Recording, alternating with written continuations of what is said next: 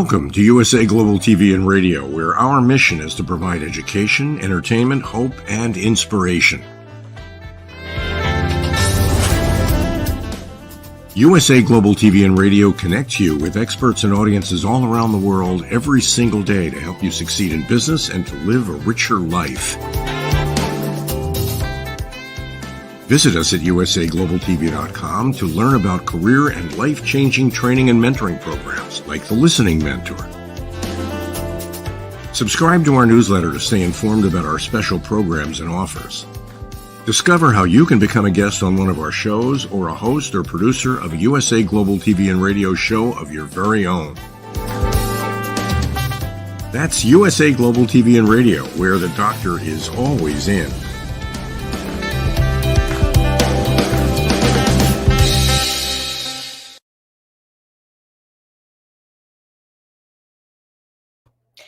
Good morning, good afternoon, good evening. Welcome home to USA Global TV and Radio. We proudly provide world-class education, hope, and inspiration. I'm our host today, Dr. JacAlynkerbeck, for A Woman's Prerogative. Our show today is all about how we maintain our youthfulness as women as we are going through the aging process, which people are always complaining, I'm getting so much older. Well, what's the alternative, right? So how can we age gracefully and spiritually and in ways that we can help other women across the world? I'm not alone on this show. I'm joined by Caroline.heward. Let's welcome her. She's the Harley Street stress expert. Hello, good to see you. It's always good to see you, Dr. JACALYN, especially on a Monday. Yes, it's definitely a pleasure to be doing this show. And for friends who are joining us for the first time, Caroline also hosts this show. So sometimes I'm hosting, sometimes she's hosting. You never know which host you're going to get. And we're also joined by one of our phenomenal panelists. Her name is Dr. Justina MUTALE, and she's African Woman of the Year, best-selling author and international keynote speaker. Let's welcome her to the program. Hello. Hi, Dr. JACALYN. Hi, Caroline. And hello to all the viewers. Hello, hello. So nice to have both of you here today. And I know you both have a lot going on. You're out there changing the world. Before we get to our topic, I'd like to have each of you just share a little bit about the work that you're doing and maybe something exciting that's coming up for you that you want to share with our viewers. Let's start with you, Caroline. Thank you, Dr. JACALYN. My name is Caroline.heward, and I'm known as the Harley Street Stress Expert. I help people bust their stress, and I do that through identifying the root cause of what's causing repeating patterns of how they experience stress, whether it's physical, emotional, mental, behavioral, whether they're complaining about a relationship, a physical pain, or whether they're feeling anxious or depressed or feeling that they can't cope with a situation, a family member, a relationship, a friendship. What's new for me is that I've actually been in the process of applying to work with other organizations for coaching. And I'm in the process of applying for other organizational coaching. And what's really fascinating for me, the world of online has opened up a whole spectrum of places that I never even considered that I would be able to work. And so being online, especially through LinkedIn, opportunities are coming my way that I hadn't seen previously. So my tip for you is to stay on LinkedIn and be connecting with people, because you never know where that connection will lead you to. Connection. I love that. Thank you for sharing, especially about your experience. Dr. Justina MUTALE, what can you share with our audience about the value you're bringing and maybe some special event that might be coming up? Okay, I'm a gender advocate, and also I'm the author of The Art of Iconic Leadership, Power Secrets of Female World Leaders.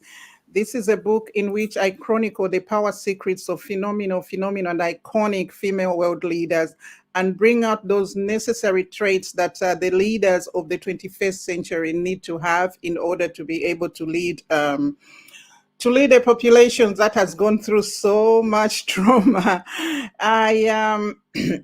I run my own organization, the Justina MUTALE Foundation. I'm also the co-founder and convener of the World Summit on Women and Girls. It's all to do with inspiring and creating future female world leaders.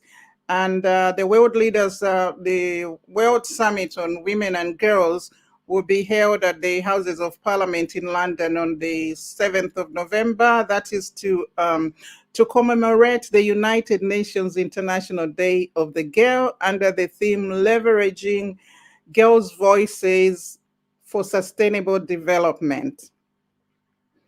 I do a lot of other things. You can find me on LinkedIn, on Facebook, on Twitter, on all the social media platforms. I am at justinamutale.com. And you could also Google me to learn about some of my work. I can't go through all of it right now.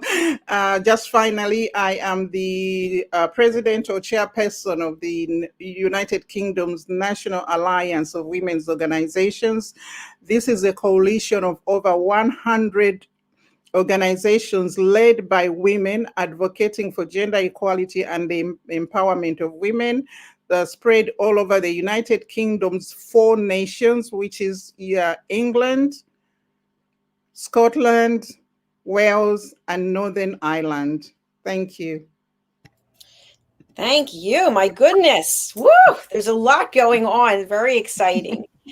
And our topic today is one that is more and more important because people are living longer and finding ways to bring value. It used to be you got to be a certain age, you retired, and then you played golf or went, whatever it is that people do in certain parts of the world, obviously.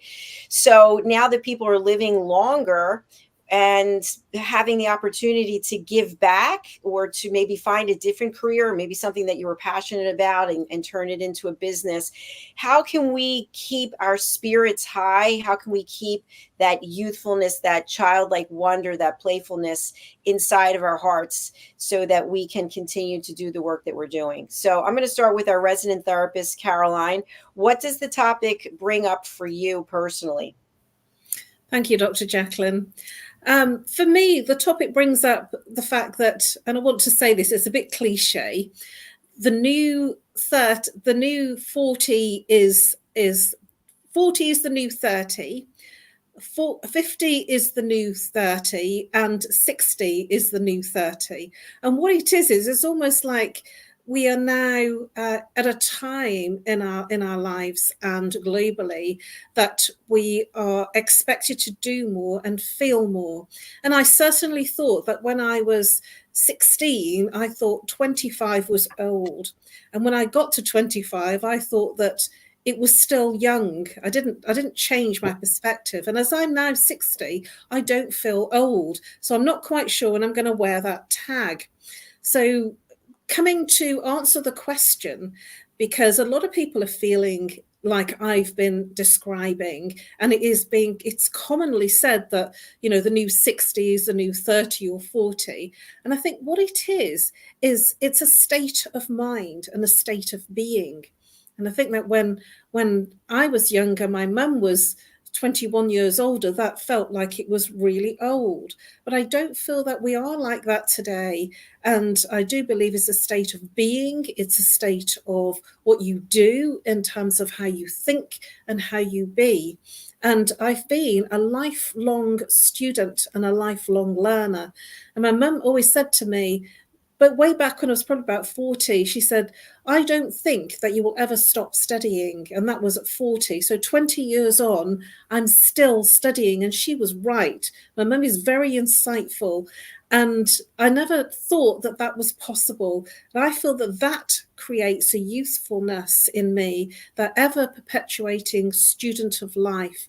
And it's also about moving forward in changing with the times. I've really moved with the times. I'm online now, and 20 years ago I wouldn't have been doing anything like this. So I feel that keeping me youthful has moved me to roll with the times and to change what I'm doing and to be current and to be in the moment of what's going on.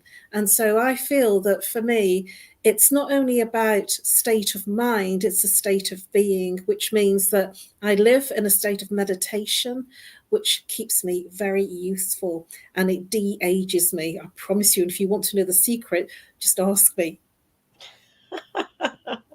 Very good, Caroline. I love all of your energy and your passion. And when it comes to state of mind and state of being, one thing I just want to throw out there, because this happened to somebody I know and love very much, my mother who passed away, but she was an avid tennis player and she was playing on a team until she was 80. And she was playing doubles against people in their 40s and 50s. And at some point, someone said to her, you're too old to be doing this. You should hang up your racket. And it really kind of broke her inside, because that was such an important thing for her. And then she went downhill. So my reason of bringing that up is sometimes people will give us unsolicited feedback or information about what we're doing. I've been told you're 61. Why is your hair so long? Your hair should be short. People just throw out these kind of comments, and some people really take it to heart. And then they think, okay, I'm a certain age, so I should look a certain way. I should act a certain way. Dr. Justina, what are your thoughts about people sharing feedback about what we love that word, should be doing at a certain age? How do you handle it? I think they should mind their own business.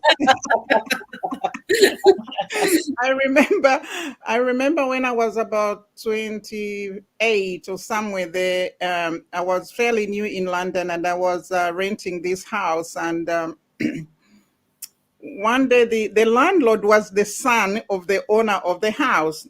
And he came in one day and said, "Oh, I have to sell the house because I need to pay for my mother in the old people's home." And I asked him, "How old is your mom?" And she said, "She's 60."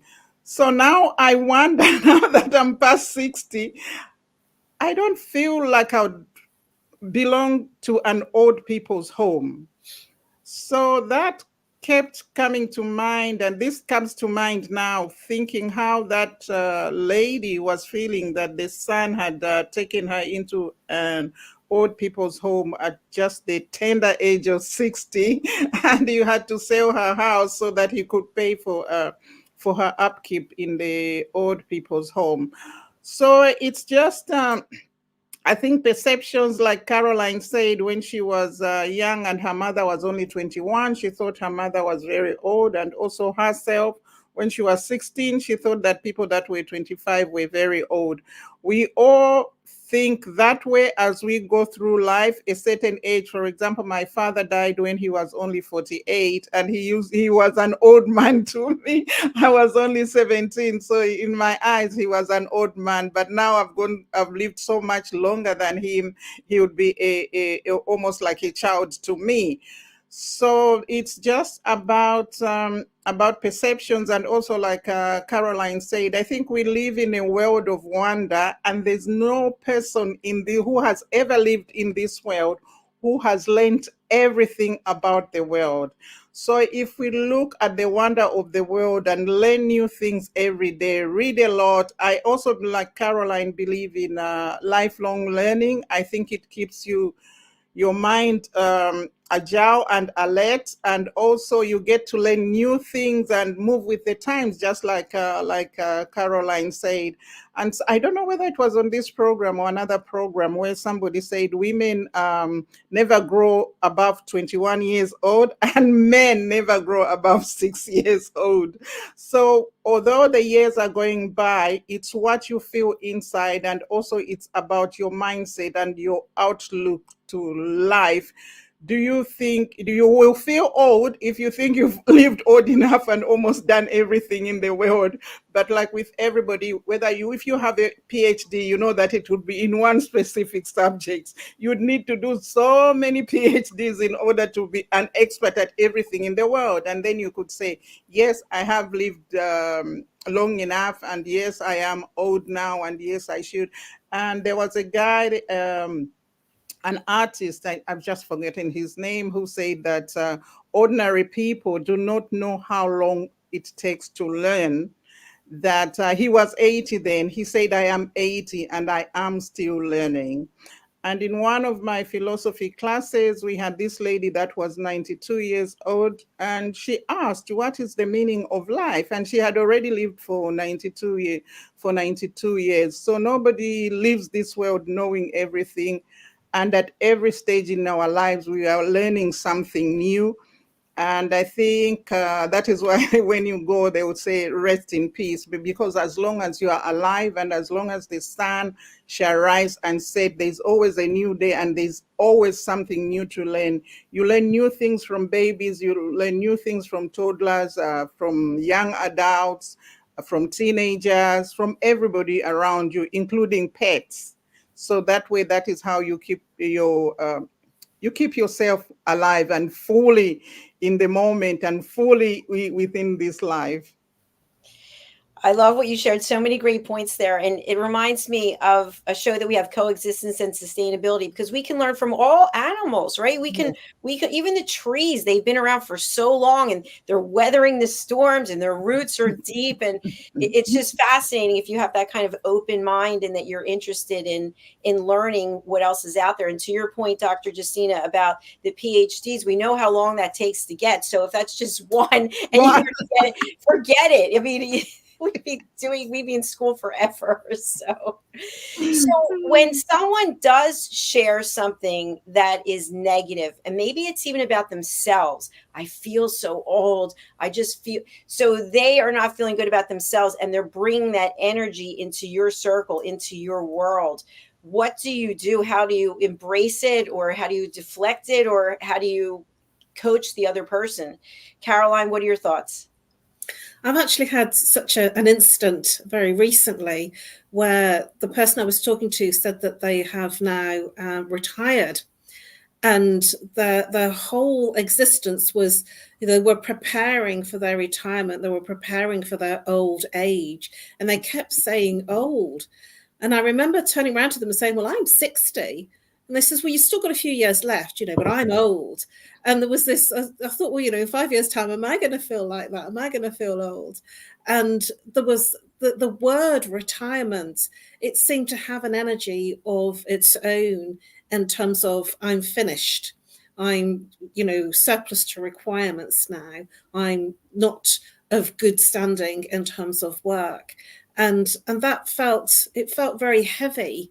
And I shared with him, it would be good for you to look at what you could do as a hobby, what you could do to fill your time so that you felt worthy. Because when people are talking about feeling old and retired, it's like they're past their sell-by date. And so I do feel that there is a tag, sort of an unnecessary tag on the fact that when you are reaching retirement age, that you are old, past it, and useless to society. And that doesn't feel good. And so I would listen compassionately to what they had to say and then send it back to them with options of different ways of looking at it, that they can do all the things that they didn't have time to do. So they'll be too busy to actually feel that they're not living and existing. They're living now and doing the things that they really wanted to do that they didn't have time to do. Thank you, Caroline. It sounds like what you're talking about is having a purpose, having Yes. a goal that's bigger than you, that's giving back or lifting up. What are your thoughts, Dr. Justina? Yeah, we had a lady that we used to work with here in the UK. She was discovered as a model at the age of 96. She was one of the models for Dove, the Dove soap. And she died at 113. And as old as I remember at one of our World Summit on Women and Girls, she was the oldest speaker. At that time, she was only 107. So our youngest speaker was 7 years old and our oldest was 107. But she lived on to up to 113. And I think up to about 112, she was still doing her speaking engagements. There's also another lady in the Wakanda movie. I think she was discovered at 80 or 90 years old or somewhere there. And then she suddenly overnight became a superstar. So it just depends on someone's outlook to life. I've also seen some of my own friends that we went to school with, some that look so much older than perhaps I look, but we are the same age, and others that look much younger. So it just depends on your outlook to life, what is going on in your head, and what is it, are you living a stress-free life, or are you stressing yourself? As Caroline said about this person who lived her life waiting for retirement, and instead of living life every day as it comes, and taking things as they are. I've got something here that the World Health Organization posted one day. It's called "How Old Are You?" In fact, the title says 65 years old is still young. And it said the World Health Organization had declared that 65 years old is still considered young. Before, based on the friendly blah, blah, blah, blah. Okay, so here and then they have a new research according to average health quality and life expectancy, and have defined a new criterion that divides human age as follows. So 0 to 17 years old is now considered underage. 18 to 65 years old is considered youth and young people. 66 to 79 years old is considered middle age. 80 to 99 years old is considered elderly or senior. 100 years old plus is considered long-lived elderly. So because people are living longer, and also we are continuing, for example, now the retirement age is in the UK is up to 67 for women, and I think it's 70 for men. So we are working longer. It's because we have realized that even at 60, somebody can still be contribute to the world, and can still be very active, and can still work or continue with the work that they have been doing. Because previously, I remember when I arrived in the UK, when I started working at the Commonwealth Secretariat, the retirement age was 60. During my father's time, I think the retirement age was like 55.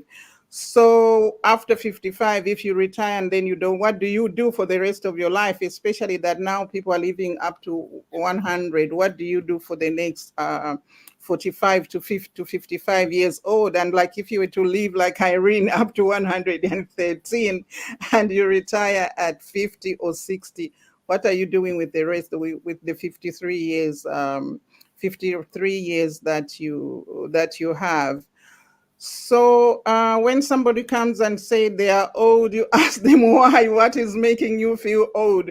Of course, I'm not the same age as a baby. I'm not the same age as a 5-year-old or a 13-year-old or a teenager, or perhaps somebody who's 21, or, millennials or Gen Z and all that. There's that separation, but then you can't be too old for life.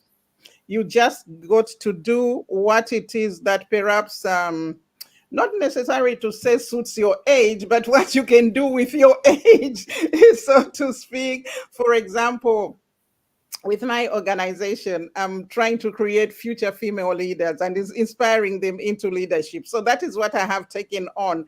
I know that from my experience, I can pass on this wisdom, I can pass on these talents, I can pass on these this knowledge and these skills to people that do not have them. So that way I've got something to give, even though I am at what somebody might call advanced age. So you can't be too old not to do anything. There is a lot of we know that the founder of KFC, he only founded KFC at the age of 65. And so at any time, any age in life, there's a new thing that you can do, because every day brings with it a new day. And in every new day, there's a new thing that you can do. And we learn something new every day from the people around us, from the environment around us, from the things and experiences that we experience each and every day. Absolutely. It's that curiosity. And I just love your share about was it Irene who was 113? Yes, she died at 113. Amazing. To me, absolutely. So I have a question for you, Dr. Justina, in reference to what you shared, and then we'll go to Caroline.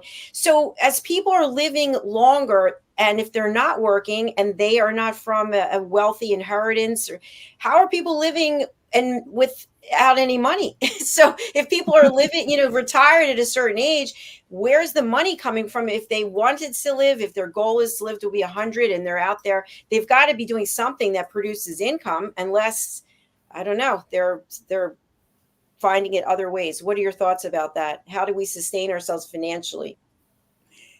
Yeah, as I think Caroline had mentioned before, and I've just talked about mentoring young people. There's so many new things keep changing and ways of making money keep changing.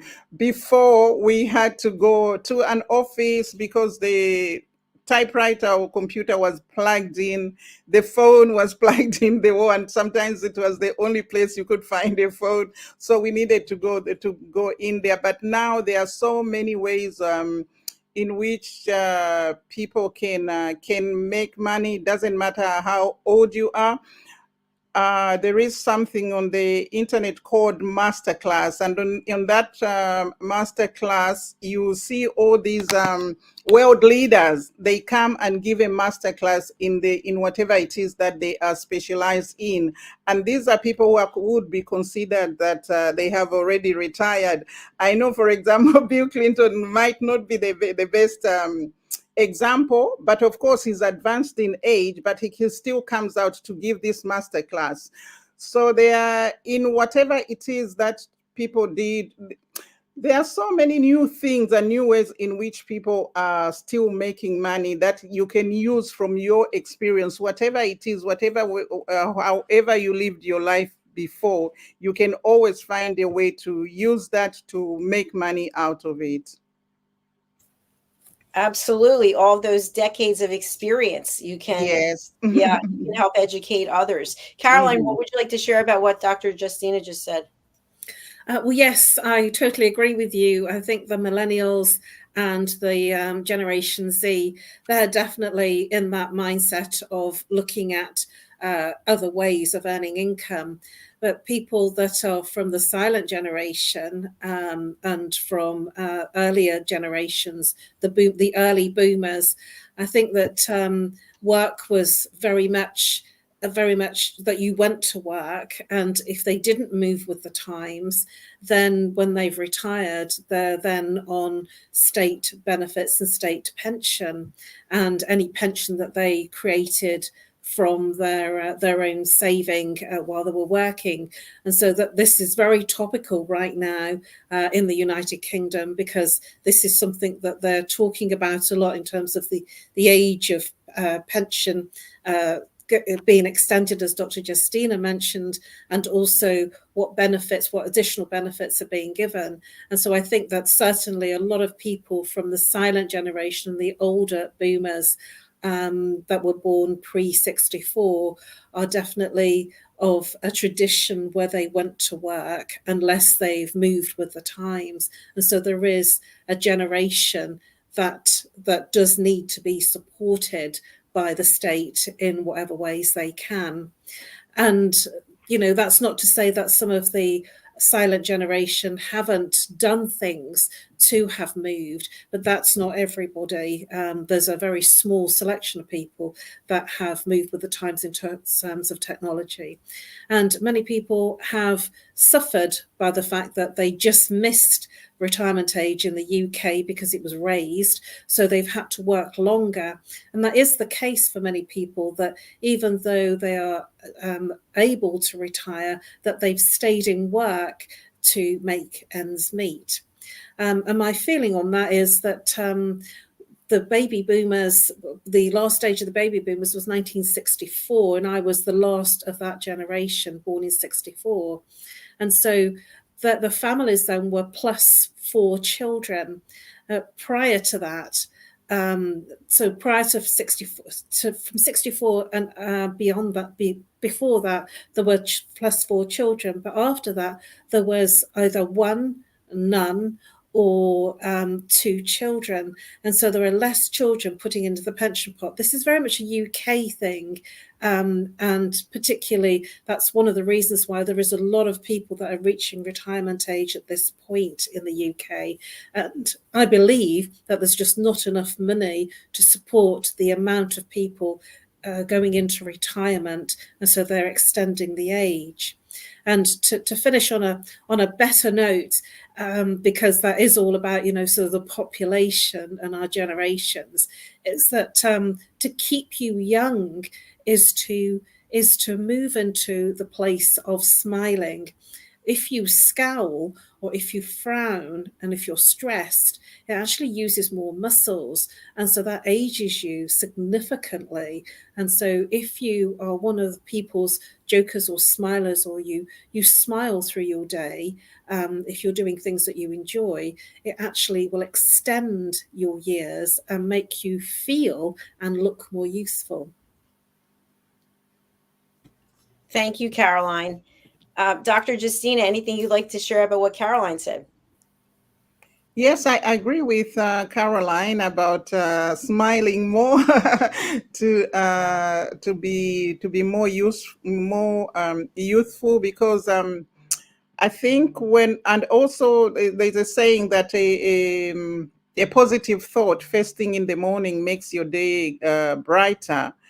There's if you are carrying around with you these negative thoughts, it does show on your face, and then it also drains your spirit and makes you grow older quicker. So people that are always happy or know how to navigate the difficulties in life and still stay happy and jovial will look much younger, and they'll in a way even live longer. They do say that laughter is the best medicine. So yeah, I agree with Caroline on that.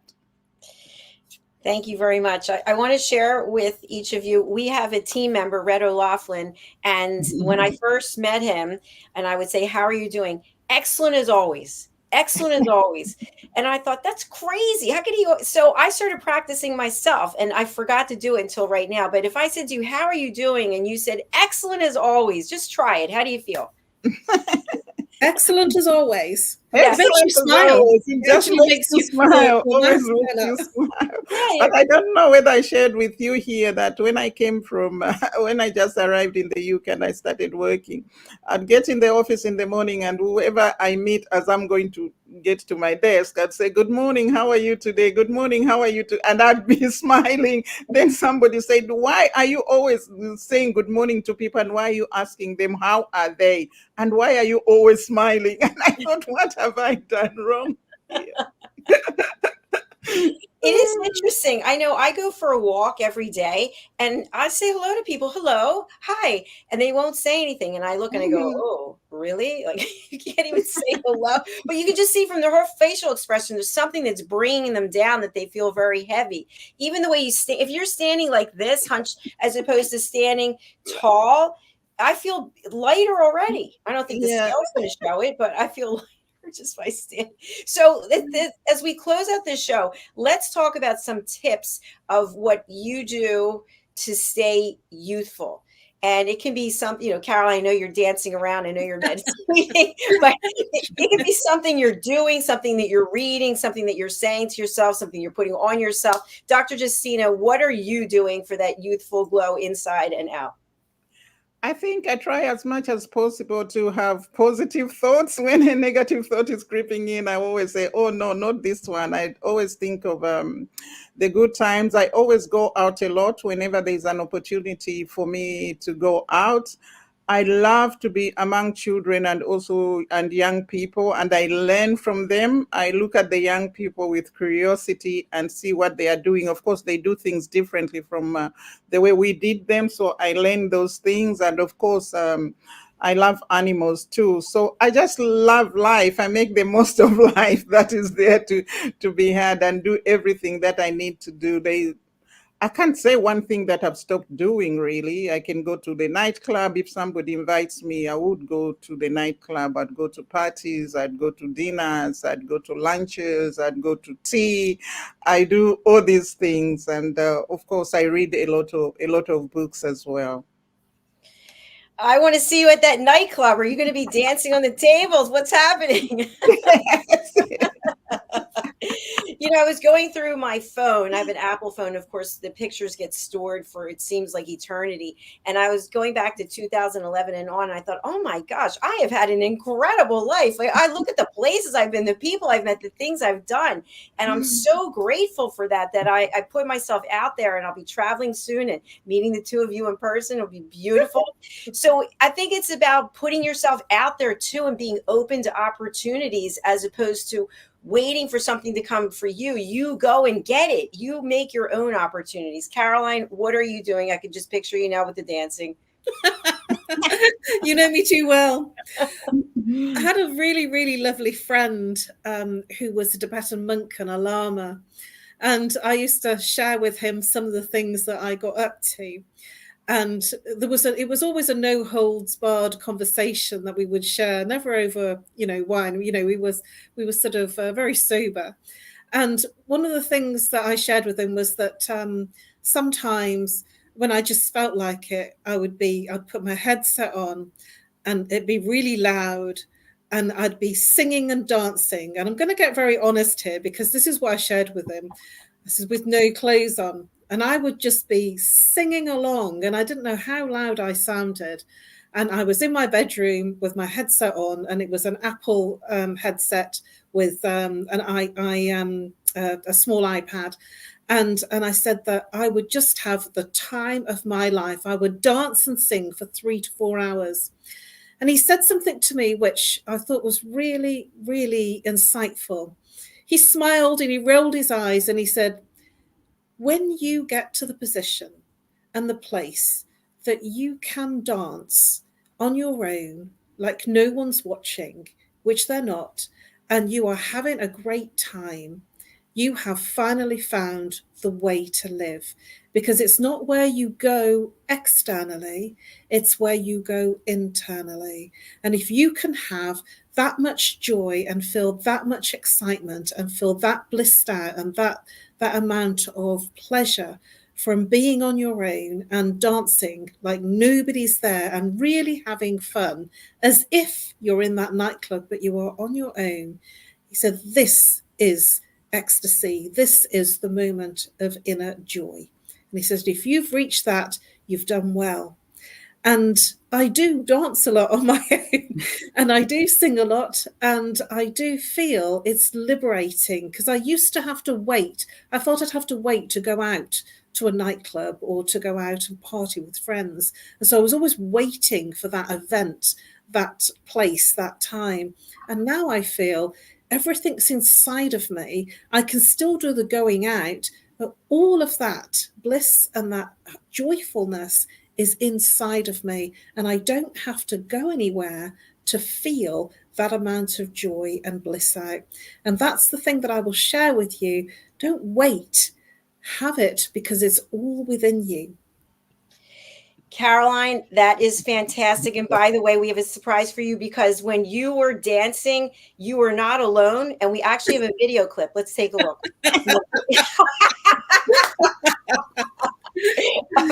I'm being truthful here. I love to put on Tina Turner, Simply the Best, and I just, Simply the Best. Yeah, I'm all over the place. I love that. I imagine I'm on the stage with her dancing, it makes you feel so happy. With the air guitars and the air microphones. I like to vacuum and do it too. It's fun. So we're actually at the end of this show. It's gone by so fast. So I'd love for each of you to leave the audience with something, whether it's how to get in touch with you, whether it's a final message, whether it's both. Let's go to Dr. Justina. I think people should just live life, like, as they say, life's for the living. So make sure you laugh a lot, you dance a lot, you sing a lot, you eat a lot, you laugh a lot, because God loves you. And this life is for you to live to the fullest.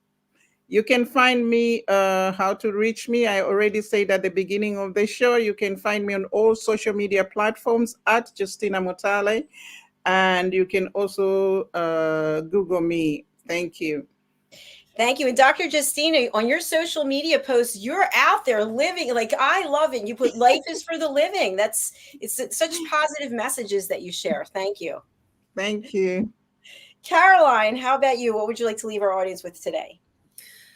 My top tip, and it's one that is a secret that not many people are aware of, especially in our current times of coffee drinking, is to drink tons of water. Drink water, because we are, depending on research, between 60 to 90 parts water. Babies are 90 parts water. And when you drink water, your skin becomes very elastic and it stays youthful. And I don't drink coffee or any of those other drinks. I drink water, hot water and cold water. And it is improving the elasticity of my skin. So the skin becomes very youthful and stays youthful. You can reach me on nomorestress at live.co.uk, or call, if you're international, +44. If you're local, 07523 120 189. I'm also on LinkedIn. You can follow me and connect with me on LinkedIn and on Facebook. And I look forward to helping you bust your stress. Thank you, Caroline. And I just want to leave with a comment. I watched an interview recently with Jerry Seinfeld, and he was being asked about, I think he turned 70, and what's changed in his life, and because he looks so happy and seems like everything's going well, because he said he no longer cares what other people think. He absolutely just listens to his own intuition, and he's not making decisions based on what people think about him. So I offer that up. Why don't we all just take the opportunity to say, I don't care what anyone thinks about me. I care how I feel about myself. Maybe if you believe in a higher power, and look at life that way instead of worrying about what everybody else thinks about you. I so agree with you. Everybody else's life is taken. You've only got yours. So don't take anybody else's. It's so beautiful, because we do worry for a long time in our lives about what others think.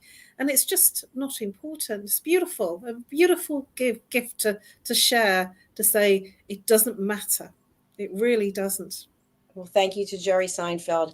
And now we're going to go over to Mr. Philip Sykes and the Polished Professional, followed by Dr. Felix Kravitz, our sponsors for today's show. Thank you, everyone. And thank you, beautiful Caroline and beautiful Dr. Justina. We'll see you again soon. Bye for now. Thank you. Bye. Bye for now. USA Global TV and Radio proudly presents our partner and sponsor, Mr. Philip Sykes and the British School of Excellence.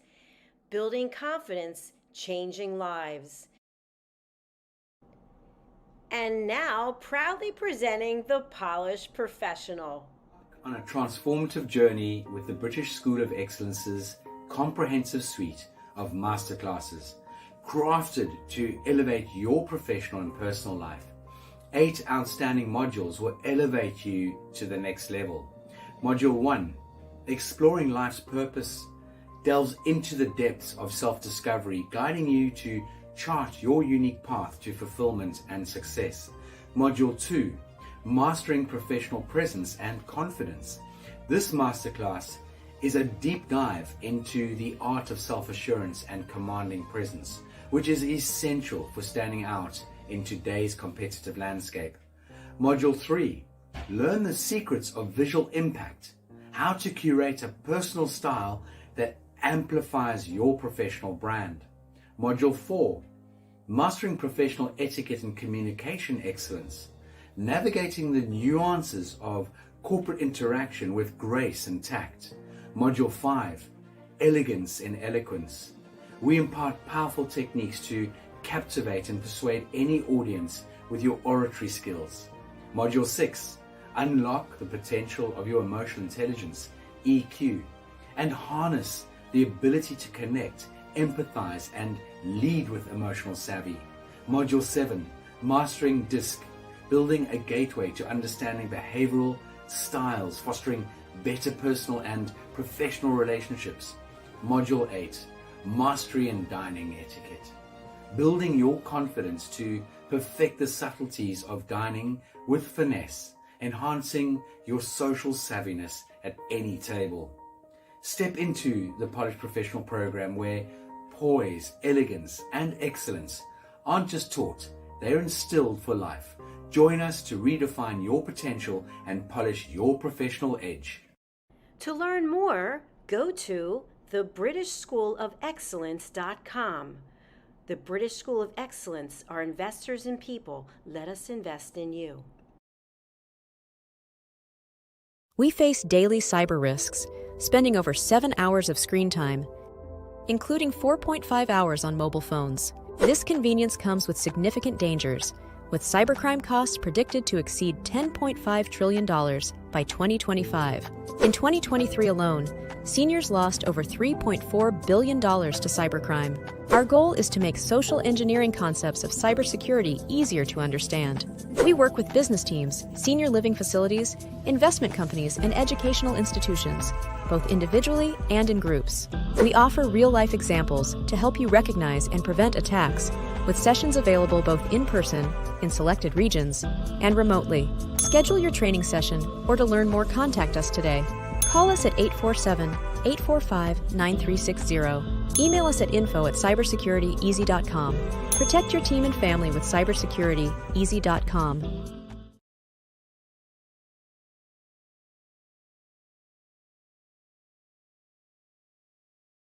My name is Dr. Felix Kravitz, and I am the founder of cybersecurityeasy.com, LLC. We live in a world full of vulnerabilities and cyber risks. We spend almost 4.5 hours a day on our mobile phones. It's over 7 hours of screen time daily when including computer use. We often forget that this convenience comes with risks. Published data predicts that the cost of cybercrime will exceed $10.5 trillion in 2025. These numbers encompass not only businesses, but also each one of us, including our children and our parents. In 2023, the FBI reported over $3.4 billion lost by seniors aged 60 and older. Cybersecurityeasy.com LLC's initiative is to massively support the community by providing cyber safety coaching and improving social engineering awareness. Our goal is to make social engineering concepts of cybersecurity easier to understand. We work with business teams, seniors, and educational institutions, both individually and in groups. We cover various topics from phone phishing attacks to AI-generated voice cloning, robocalls, password protection, and more using life examples. Talk to us today. Call us at 847-845-9360 or email us at info@cybersecurityeasy.com.